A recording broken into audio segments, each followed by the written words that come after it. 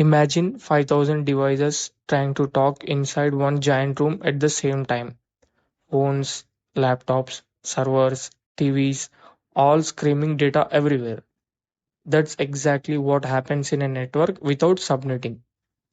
And the crazy part is the internet itself would become slow, messy, and impossible to manage without something called a subnet mask.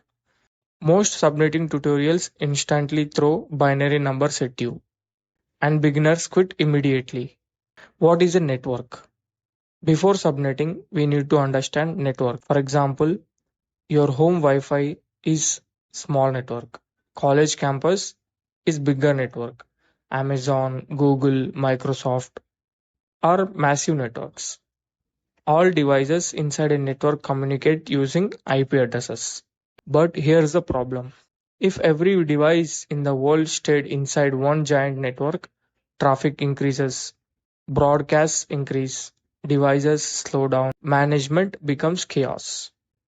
Subnetting simply means breaking one large network into smaller manageable network. One company building divide into HR department, finance, security, IT team. Instead of everyone talking in one giant network, each department gets its own smaller network. What is a subnet mask? Subnet masks are actually simple. Example, take IP as 192.168.1.25. Example, subnet mask 255.255.255.0. The subnet mask's job is to answer one question: which part is the network and which part is the device. Network part is 192.168.1. Host or device part is 25. The subnet mask separates the network portion from the host portion. Think of it like an apartment building. Building address is network, flat number is device. For example, apartment building is 192.168.1, flat number is 25.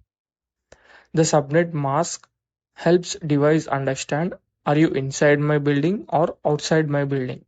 Why 255.255.255.0?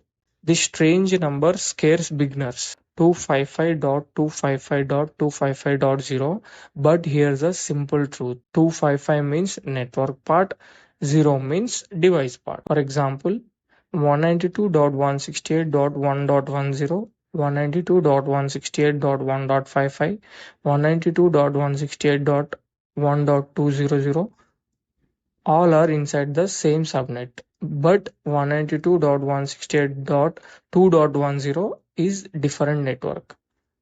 So real world example. Imagine a college campus without subnetting. Students, staff, CCTV cameras, servers, labs, all inside one network.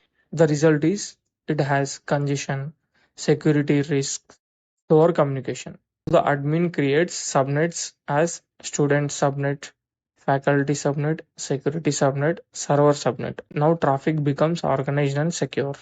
CIDR notation 192.168.1.0/24.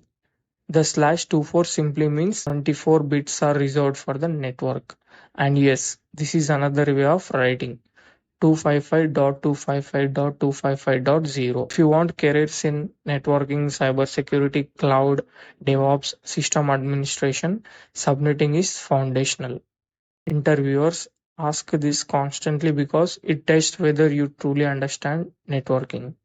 So remember, IP address identifies devices, subnet mask separates network and host, subnetting divides larger network into smaller efficient ones.